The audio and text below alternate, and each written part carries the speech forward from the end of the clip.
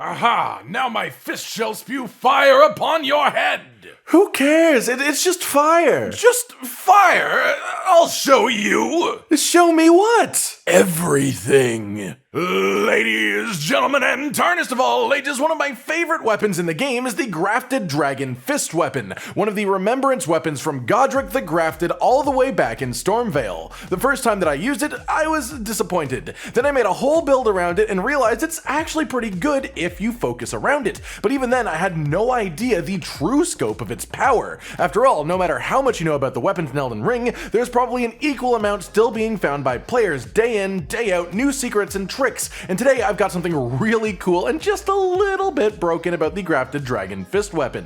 First up, I want to say that this is pretty much undoubtedly a glitch, simply because it doesn't make logical sense for things to interact in this way. But it's also a fun glitch, so fuck it. I hope they keep it, they don't change it, and while it is here in the game, we should all do our best to enjoy its existence, you know? What is it then? Well, quite simply, the weapon skill of the Grafted Dragon Fist Weapon, while fire by default, can be infused with anything in the game that you can apply to a weapon. No, not in the way that you would normally infuse a weapon. You can't change its affinity with an Ash of War or anything like that, or at least not an Ash of War on the weapon itself. What this requires to take effect is actually a separate weapon entirely, though not a specific weapon, but just anything that can take a buff itself and then lace itself with the status or element of some kind. The result, while your right hand weapon has this buff active, your Ash of War on the Dragon Fist on your left hand will change damage types of some of the damage, as well as just adding entirely new effects and more damage. What exactly does this mean?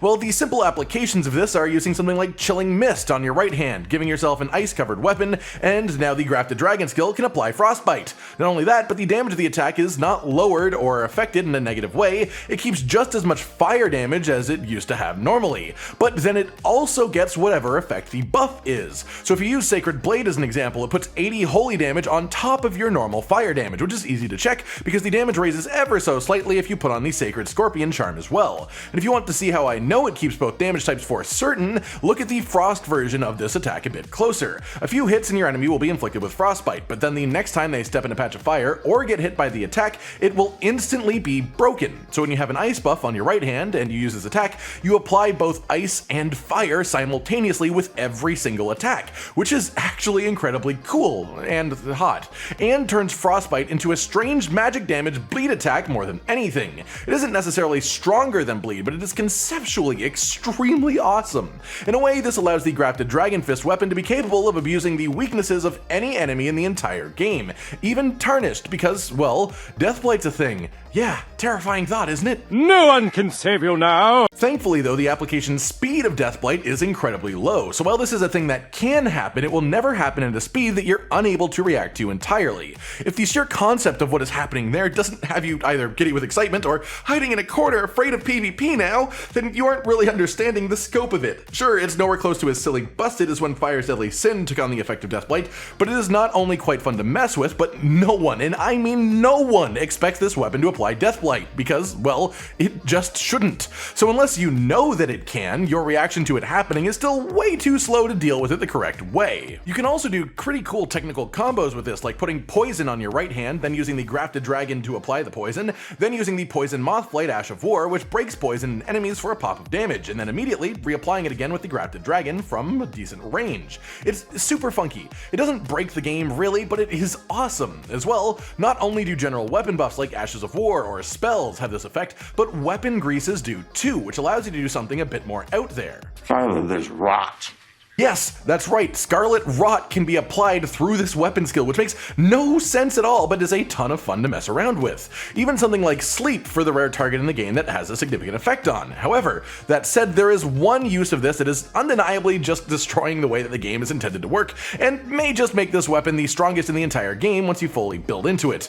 I may be exaggerating a little bit, but I really like this weapon, okay? And one way that could have been broken, but is fixed by an interesting interaction. But again, this weapon is fun. This glitch is fun, so get it while it's hot, I guess. Those two ways I'm talking about are, first off, bleed. Seppuku is super strong, and if you apply Seppuku to your right hand weapon, then, well, your Dragon Fist weapon skill now applies 84 bleed with every hit, as well as a slight bump to physical damage. Seppuku also scales with your arcane, so in theory this should get to insane levels, but this is a super interesting interaction that makes it, well, not.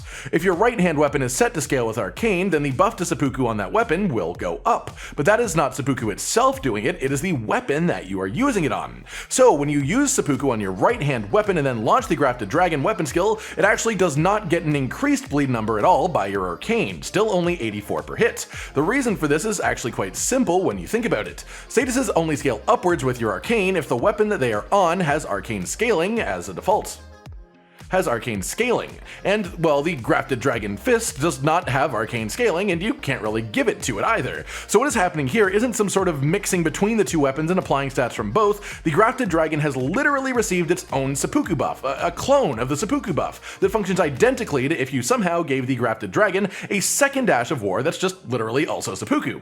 This stops it from becoming ludicrously strong, and in my opinion gives us a really interesting view into the functionality of the game as a whole. What stacks with what and in what ways and why.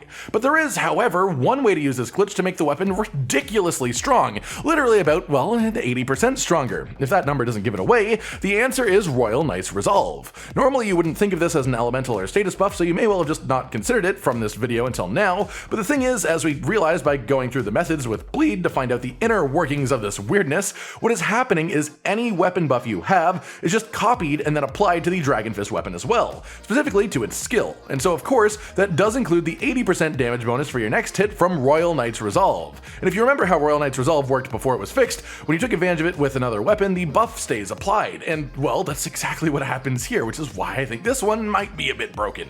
If you cast RKR, you get 8 seconds where your Grafted Dragon will deal a load of extra damage, including the puddles of fire on the floor for the entire duration, only needing to reapply the buff once every 8 seconds rather than for every single hit like you are supposed to have to do. It is genuinely silly to watch this thing chew through things, and if you were going to choose one version of this Grafted Dragon glitch to actually build up to try and mash your way through the game, it's undeniably this one. This is the big, smashy, powerful one. Everything else here makes it cool as all hell, so many awesome concepts for builds, but this is the one that is flat out capable of destroying anything in the game that lets you get into close range. One thing that I briefly mentioned before as well is Blood Flame. Given that the weapon can't make seppuku scale into insanity, it sort of is really fitting for Blood Flame instead as a bleed option, especially as Blood Flame also gives you fire damage on your weapon equivalent to your incantation scaling, and the weapon skill the Grafted Dragon scales with faith and is fire damage. So essentially, putting a high level Blood Flame on your weapon just gives it a very similar bleed causing ability to seppuku, but with a load of extra fire damage on it, which is the damage type that you will generally be buffing while using this weapon anyways. This is probably my favorite way to use this glitch, even if it isn't quite as strong as the RKR version. All in all, this is just really cool to me. Some glitches will ruin your fun more than others, some glitches will make your game just sort of unplayable, and some of them are just downright wacky. But every once in a while, a glitch will pop up that actually makes something even more fun without actually ruining the game. And especially in this case, with none of these applications being massively broken due to the inability of the weapon to scale arcane, I really hope that it doesn't get fixed. I hope I get to use my weird little frosty dragon fist for as long as I want, rather than having it removed. But I guess it is what it is in the end. I just want you all to at least know about its existence, how awesome it is, even if you don't wish to partake in it yourself. Like if you like the video, subscribe to the notification bell for more, and most importantly, ladies and gentlemen, until next time, stay sweet. Josh, Cotton, and Hollow with the videos, dropping the humor like a hammer on your tippy toes, bringing entertainment on a daily arrangement to take our insanity and turn it into entertainment. Yes, I said entertainment twice, to reiterate that it is nice to look into your faces on a mostly daily basis when you let us in your homes to make the whole world a stage. Goodbye.